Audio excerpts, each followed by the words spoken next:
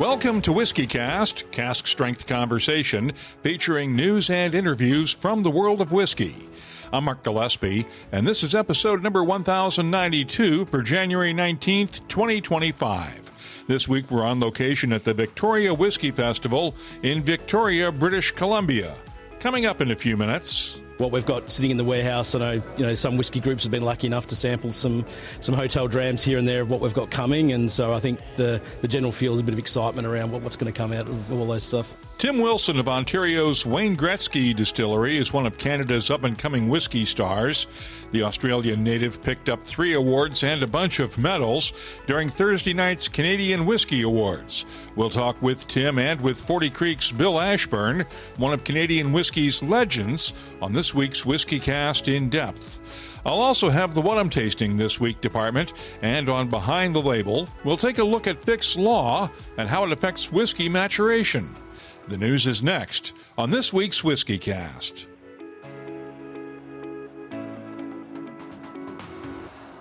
The second release in Dewar's 4-part collector series, Dewar's Double Double 38-Year-Old, is now available. It's a tribute to the Scottish Highlands, and it's like nothing you've had before. More in a minute. Let's get started with the week's news. It's brought to you by the Dalmore. More signs of uncertainty in the whiskey business this week. Brown-Forman announced plans to cut 12% of its workforce, or about 600 jobs, in a cost-cutting move.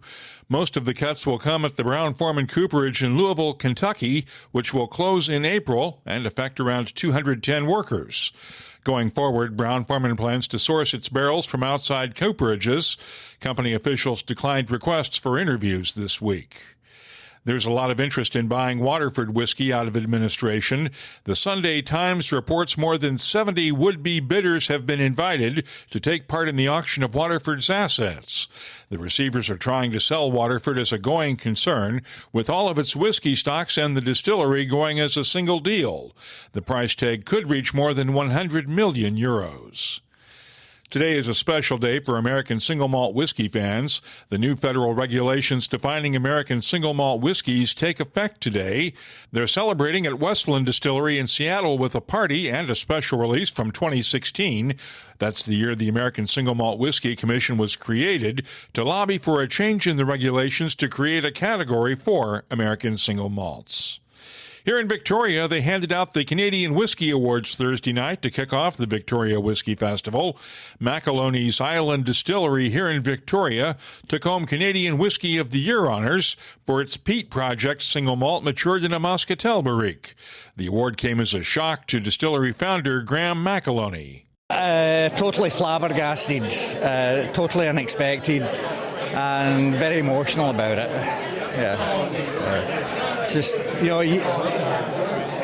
this is the sexy side of everything, and then of course, behind the scenes it's just toil after toil after toil, dealing with regulators and importers and changes in the economy, you name it. But this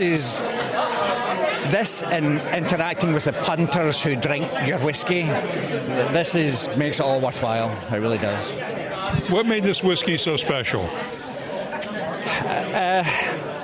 It's a team effort, right? It started off with, Dr. Jim Swan, right? And his methods, best practices in Scotland that we then took and tweaked and improved. Mike Nicholson, right? Master distiller from Scotland, made sure the quality stayed consistent in the distilling. And in this wood, it's a European oak. So anyway, the spirit is super fruity and complex, and great Canadian barley, by the way, really makes our spirit stand out. But then you put it in this European muscatel wood, and it's a European oak, so it's a strong wood, right? But our spirit is a bold flavoured spirit, so it does hold its own with it. And some people love it, and some people actually don't like it so much. But I think Mike Nichols and myself, we love this wood, and I think the connoisseurs, they love it too. What do you think Jim Swan would be saying right now? Jim was a class act.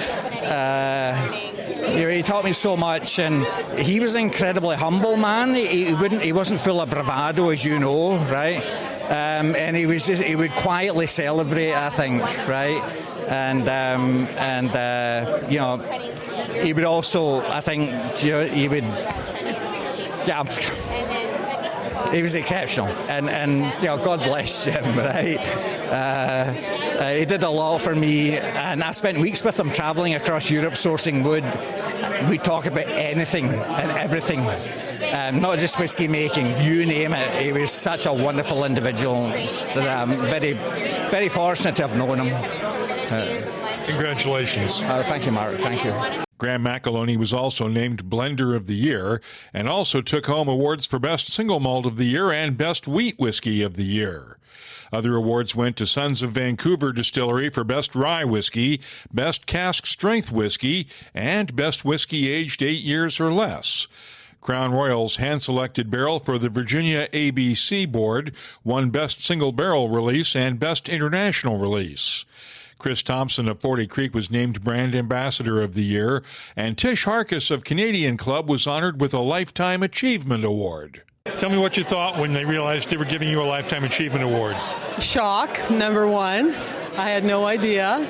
And so honored, really, really honored, because, wow, I just wasn't expecting it. So, but what a surprise, what an honor. So, yeah, it was very good.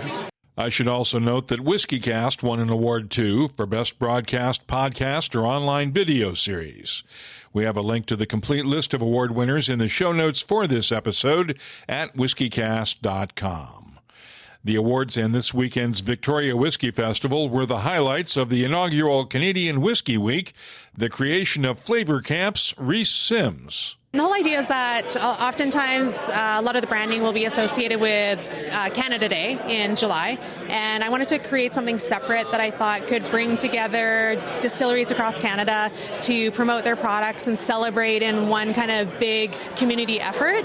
And in particular in January, because the Victoria or the Canadian Whisky Awards are already happening, I thought that it would be a great time to really just celebrate Canadian whiskey in general throughout the week and the month. And also just in the future, there's that opportunity as we lead up to it for that kind of Christmas gifting, right, of bottles to pop during the week.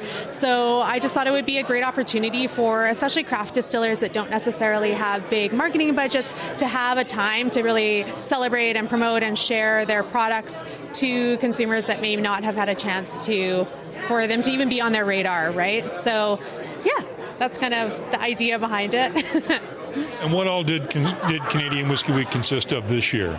Yeah, so we kept it pretty relaxed this year. The whole idea is just digitally based for the most part, with the exception of obviously the Canadian Whisky Awards and a few tastings here and there. So anybody, anywhere in the entire world, it doesn't just have to happen in Canada, can just promote any kind of Canadian whiskeys that they have on their shelf or want to pick up, and can write a tasting note, post about it, can do a cocktail, can do education, can learn about the history of Canadian whiskey. So essentially it's an opportunity to just showcase anything and everything that has to do with our industry here in Canada. And you'll find those contributions on social media with the hashtag CAD Whiskey Week. Finally, we have one sad story to report this week. Dave Sweet, who promoted whiskey shows in the U.S. for many years, died this past Tuesday. Dave was the U.S. publisher for Whiskey Magazine for many years and organized the Whiskey Live shows in the U.S. After he left the magazine, he created the Whiskey and Barrel Night shows in various U.S. cities. Dave was a good friend of mine, and he'll be missed. Our condolences go out to his wife, Barb, and the entire Sweet family. You can keep up on the latest whiskey news all week long at whiskycast.com and in the WhiskyCast community app. The news is brought to you by the Dalmore. Hello, Richard Patterson here, Master Distiller, Master Blender for the Dalmore. You know, whenever the team and I are in the world sharing our exceptional single malt, we like to keep in touch with Mark Gillespie and the latest news from WhiskyCast.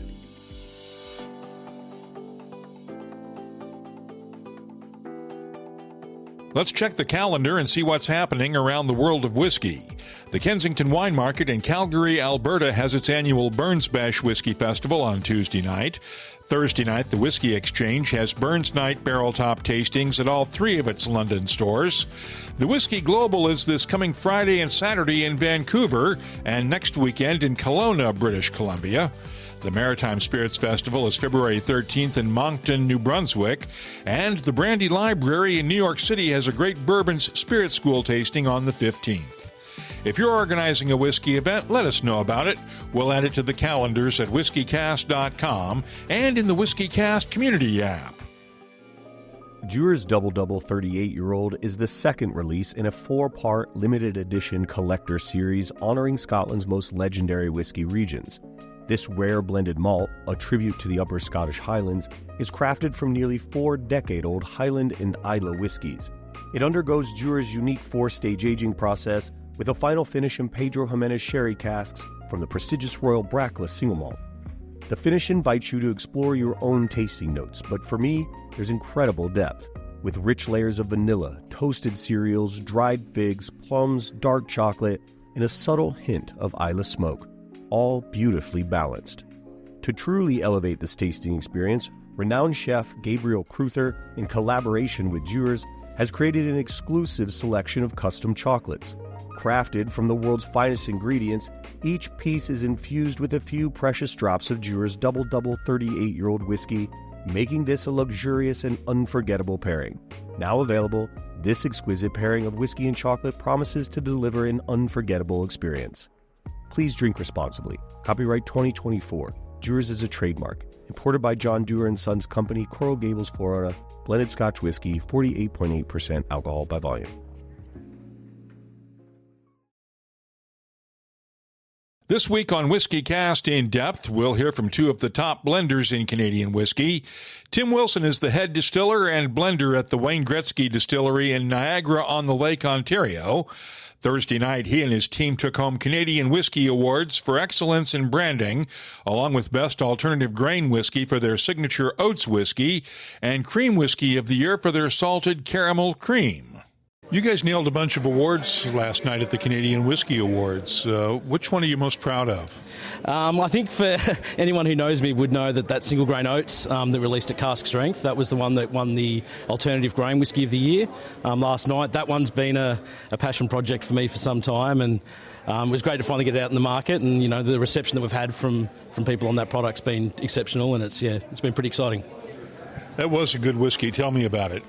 So it's 100% oats groats. We get it all sourced from Ontario. That whiskey itself we age for 6 years, 100% virgin oak.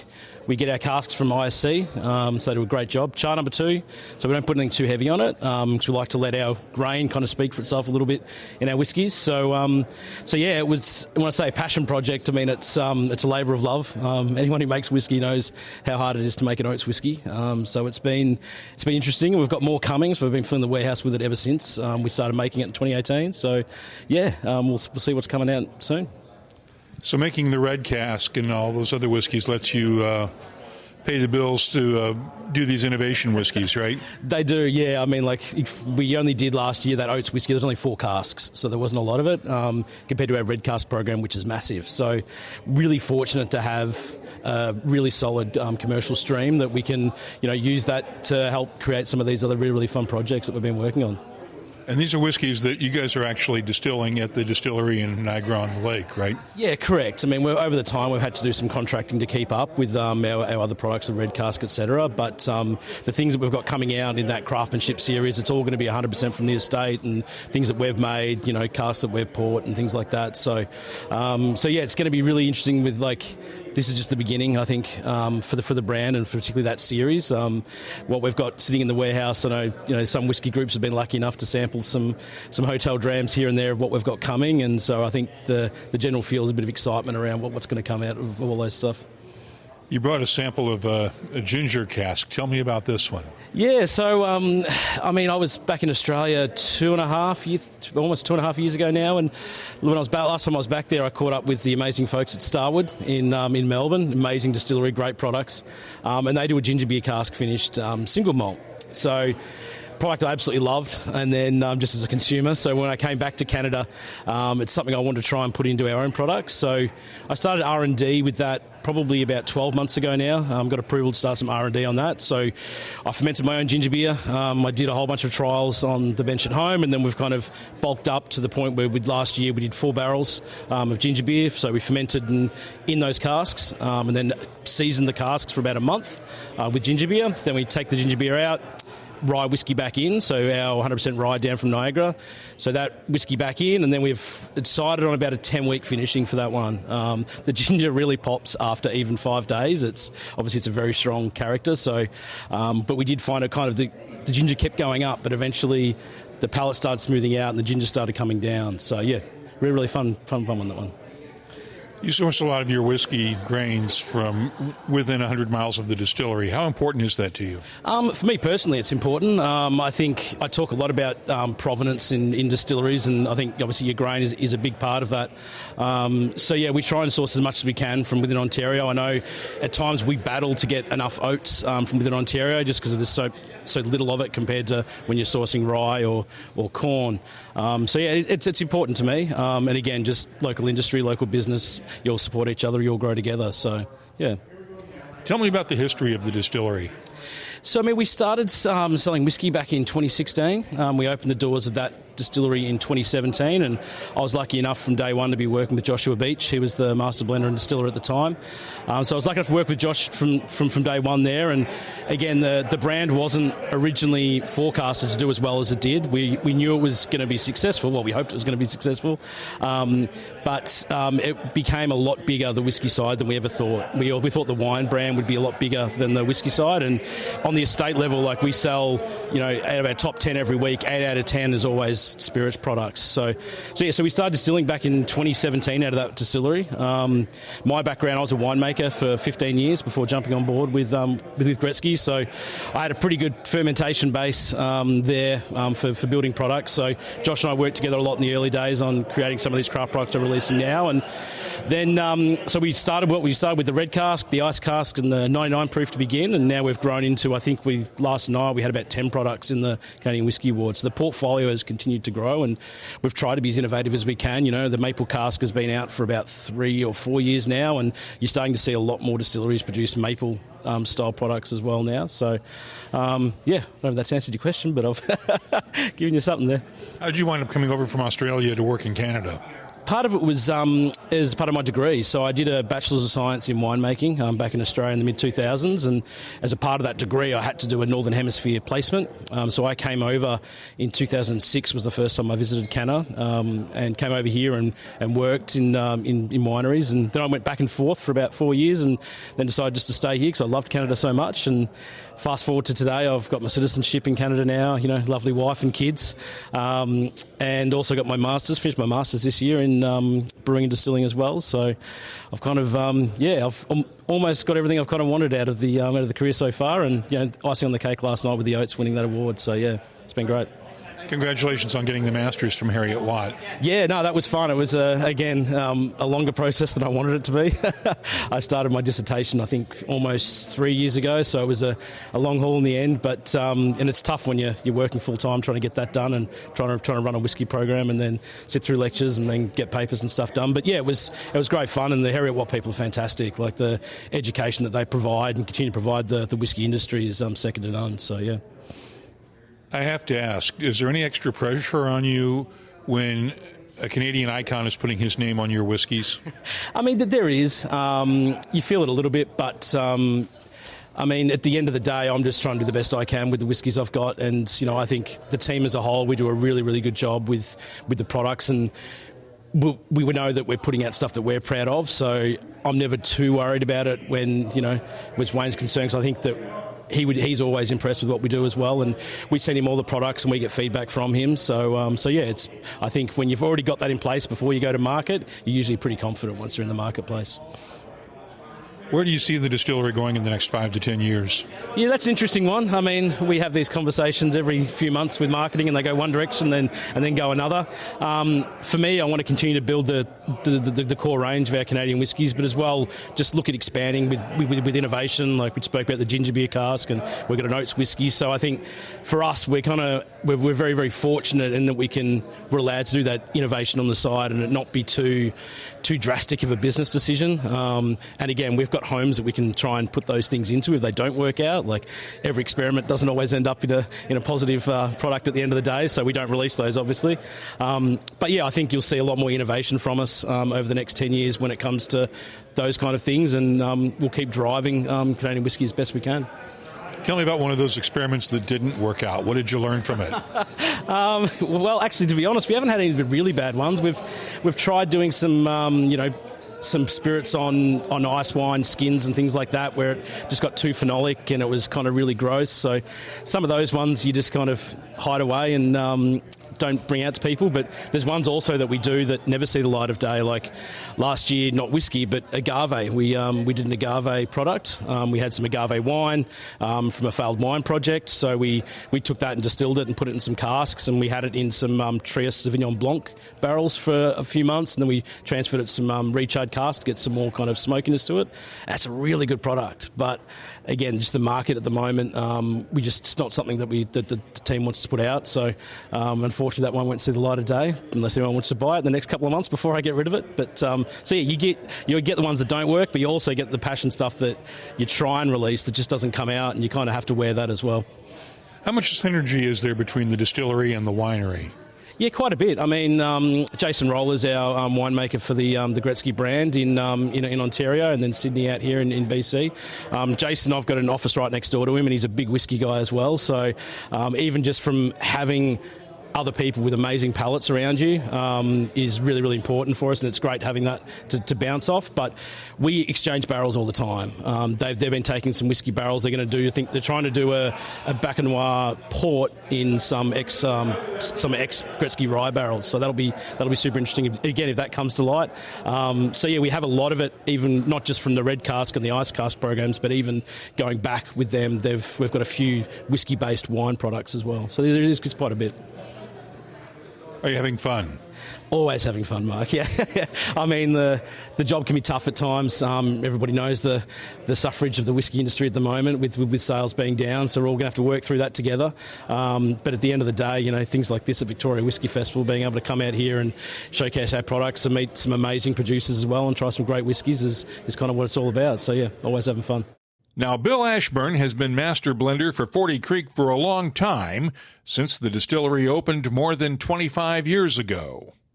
So tell me about the results of your Canadian Whisky Awards experience last night. Well, it was a very interesting experience. Really happy for Chris Thompson winning Brand Ambassador of the Year. We did fairly well at awards, 3 bronze, 3 silvers, and 2 golds. Not bad. Not bad at all, especially when you consider one of those golds was for Barrel Select, which has been in the marketplace for, launched in the year 2000, so 25 years, and still continues to win gold medals. And this is sort of the 25th anniversary of Barrel Select. It absolutely is. And that was the whiskey that you and John Hall created. Yes, it was, and it was the very first product that we launched as 40 Creek. So it's kind of really heartening to see that all these years later, decades actually, that it still continues to perform well both in the marketplace and in award shows. What made that whiskey so special? I think what made that whiskey so special is we decided to put a lot of really flavorful whiskeys into what at the time was a base price whiskey and offer tremendous value. How so? I mean, you took basically whiskeys that could have gone into something much more expensive, right?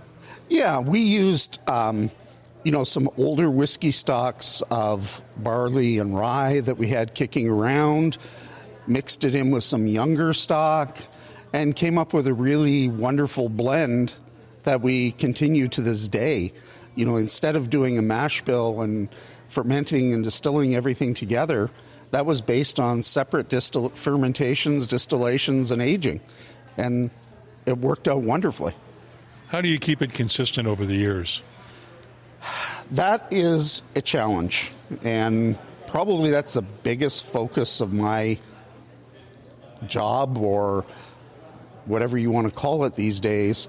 It's not so much developing new whiskeys as making sure that what we're producing is consistent. How do you do it, though? Adjusting the formula when needed, and tasting. How many whiskeys do you taste in a day? Somewhere between 50 and 60. How do you fight palate fatigue? I know I have trouble after about 10 to 15. Well, for me, I have to start early in the morning. My palate is gone by noon, so I literally start tasting about 6 in the morning every day, and by noon, I'm done. And you'll do 60 in that 6-hour period? Absolutely. You're doing them very quickly. Production tastings are different than sitting and analyzing. They're always comparison tastings. We keep retainers, and we refer back always 2 years to make sure we're consistent, and it works for us. Explain what you mean by retainers. You're retaining 2 years' worth of whiskeys? So what we do is when we do a bottling, we retain bottles, and we have a whole library in the back. We always taste a new blend against a bottling that was done at least 2 years ago. So we pull it off the shelf and taste it against the current blend. Are you able to maintain that consistency over 25 years with the whiskeys from those first bottlings? Well, I will be honest, there is a slight deviation from the original blends. I can detect it. I've had other people taste them, and they can't detect it. I think it's because I'm so familiar with the blend that any little deviation jumps out at me. How has your blending style changed over the years? I'm not as, shall we say, cautious as I was. 25 years ago, I was very careful, methodical, and now it's more loose because experience tells me what I need to add. It's taste memory. It's knowing what your barrels taste like on an individual basis and being able to, in your head, put those together. Whereas before, I would agonize over blends. And just go drive yourself nuts? Absolutely. I used to drive my wife nuts because I always had a pad of paper and a pen on the nightstand beside the bed, and I'd wake up at 2 in the morning starting writing myself notes. That's how you can fix this. I don't do that anymore. It's more second nature, and I think that's one thing that experience teaches you is you tend to run into the same problems again and again. It's not like you run into them weekly, but you'll have a problem that you had 10 years ago, and you already know what the solution was 10 years ago, so you can apply it. And that's just comes with experience. Tell me about Maplewood Select. That's the new innovation that you came out with a few months back. Yeah. So the Maplewood Select, I wanted to do something a little bit different than what we've traditionally done as 40 Creek. Traditionally at 40 Creek, we've been a blend of corn, rye, and barley. For Maplewood, I decided I wanted to more emphasize the corn. So we actually went to just a blend of corn and rye and then used kiln-dried Maplewood staves to just kind of round out the flavor. I think it turned out fantastic. We'll see where it goes. And tell me about Copper Bold, because that's another new version. That's a variation on Copper Pot still. Well, so Copper Bold is strictly a name change from the old, old Copper Pot. And truth be known, Copper Pot was based on our original limited release in 2007, which was our excuse me, our original 2007 release, and we just redid it to come up with Copper Pot. What did you do? So, small batch, as the original 2007 release was, and Copper Pot, Copper Bold, they contain a higher percentage of new barrels, and less of our experienced barrels. So we get more wood flavor, we get just a bolder taste. What are you working on these days? So these days, I've already put to bed, shall we say, the 2025 limited release. We have this year in November a ultra premium whiskey, which is a tribute to all the decades of 40 Creek. And I think it's going to be a wonderful expression. It's only going to be 2,400 bottles, and we'll see where it goes.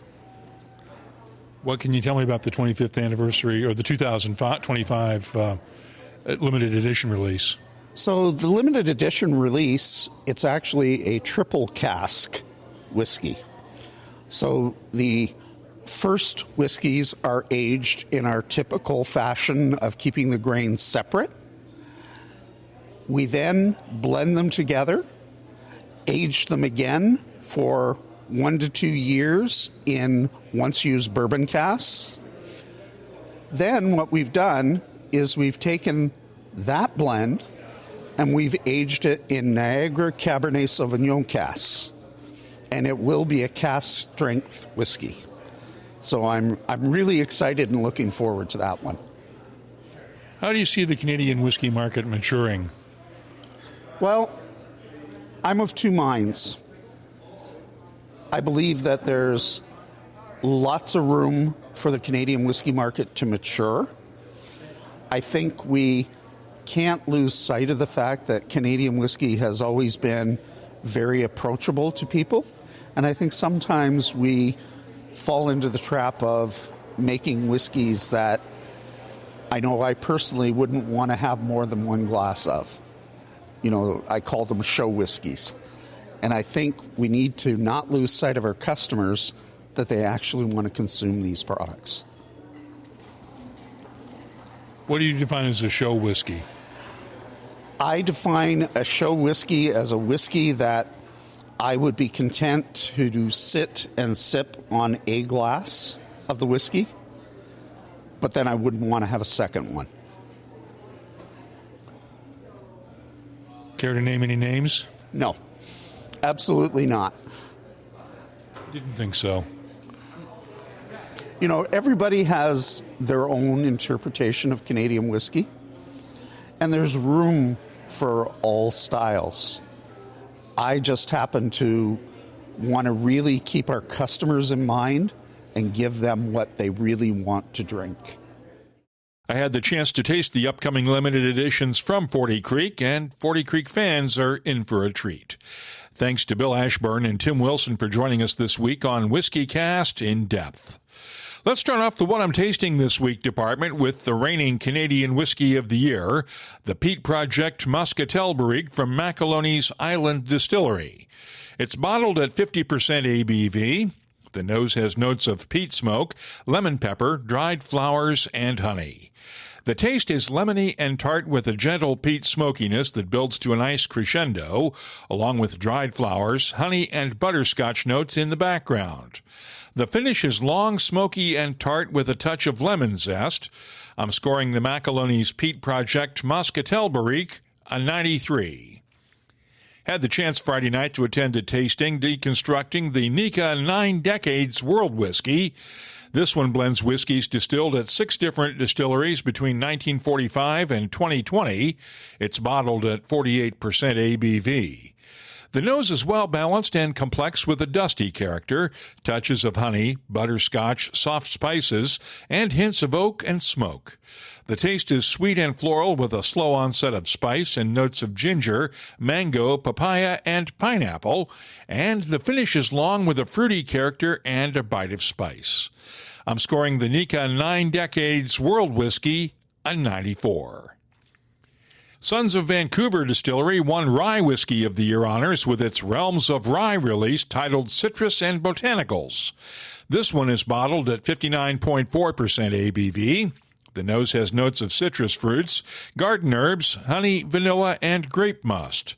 The taste has a slow buildup of spices with touches of lemons and grapefruit, honey, and a slightly herbal note. The finish is long and tart with a touch of spice. It's excellent, and I'm scoring it a 94. Let's wrap up with the new Bowmore Sherry Cask Series 21-year-old Isla single malt. This one is finished in first fill PX and Oloroso sherry casks and bottled at 46.8% ABV. The nose has touches of raisins, gingerbread, roasted nuts, honey, and vanilla. The taste is thick and oily with notes of raisin bread, Christmas cake, roasted almonds, and hints of spice, smoke, and brine with a touch of citrus fruits. The finish is long with touches of dried fruits and a kiss of smoke. And I'm scoring the Bowmore 21-year-old Sherry Cask Series bottling a 94. I'll be adding these whiskeys to our searchable list of more than 3,800 different whiskeys from all over the world. Check it out this week at WhiskyCast.com. Let's open up the WhiskyCast community app now and see what people are talking about this week in our community segment. Had a couple of comments on the Brown-Forman layoffs and the closing of its Louisville cooperage. From Christopher Glenn. As a self-described business dummy and clearly having no idea how this affects Brown-Forman financially, but it seems a short-sighted decision. I get taking steps to deal with a reduction, but surely having full control of a cooperage versus having to deal with a separate business entity would have some benefits. Yeah, Brown-Forman can bring a lot of pressure and influence on, say, Speyside Cooperage, Kentucky, but they'll still be just one of many other customers. And from Rick at the Whiskey Zone, I'm sure they've factored in every element like escalating payroll and worker health care costs and made the accounting decision that it's more cost-effective to buy casks that someone else makes. But while no one's guaranteed lifetime employment, 210 individuals have a unique set of skills that they acquired at Brown-Forman and probably won't be able to easily transfer out into the marketplace. I just hope Brown-Forman does right by them as they head out the door. And if they don't, remember that the next time you see a Woodford Reserve or Ben Riach on sale. If you have a take on this or any other whiskey-related topic, download the free WhiskyCast community app from your app store and join the conversation. You can also find us on Blue Sky, X, Threads, Instagram, and Facebook at WhiskyCast. The email address is comments@whiskycast.com. Time to close out the show now with Behind the Label, our look at the history, science, and people who make whiskey unique. Adolf Fick wasn't a distiller, but his research affects the way we look at whiskey maturation today. Back in 1855, he came up with Fick's laws of diffusion. Movement of particles from high to low concentration is directly proportional to the particle's concentration gradient. Okay, how does this affect whiskey maturation? Let's bring in Dr. Don Livermore of the Hiram Walker Distillery to explain. Fick's law is the diffusion in a sense, where if you have a used whiskey in a used cask, you bring it over into a used barrel that once contained something else, all the molecules of the sherry or the cognac or the rum or Irish whiskey or whatever the case may be are infused inside of that cask. So when you put the liquid inside the cask, the molecules will come to equilibrium, and it happens probably within 200 days, and that's how you can pull in flavors from finishing whiskeys, and that's called Fick's law as opposed to finishing.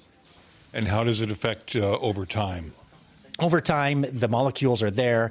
It is a misconception within the industry that the longer you keep it in those Oloroso casks or wine casks, you're going to pull out more of those molecules. That's not the case. The case really is the liquid starts evaporating over time and starts concentrating up those molecules. You'll start getting the feel of more flavor, but it's just because of concentration and evaporation loss, not because you're pulling more in from the wood. In other words, more time in a finishing cask doesn't necessarily mean more influence from that cask. Thanks to Dr. Don Livermore for the explanation. And if there's something you'd like us to look at on an upcoming episode, just get in touch with us.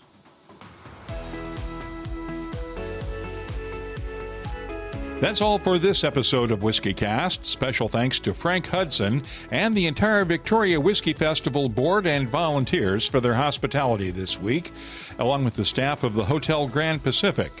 You'll find links for the stories in this episode in our show notes at whiskycast.com. That's also where you'll find the latest whiskey news, my tasting notes, the calendar of events, the whiskey photo of the week, and, of course, a complete archive of past episodes going all the way back to 2005. Get in touch with us on X, Threads, Blue Sky, Instagram, and Facebook at WhiskyCast, or you can use the WhiskyCast community app. Download it today from your app store. Our email address is comments@whiskycast.com. Dewar's Double Double 38-year-old blended malt has arrived, and it's a true gem for collectors. Secure a bottle, and you'll be adding a rare piece of history to your collection. WhiskyCast is a production of Cask Strength Media, copyright 2025, and comes to you this weekend from Victoria, British Columbia. I'm Mark Gillespie, reminding you that when you drink, please drink responsibly. Thanks for listening.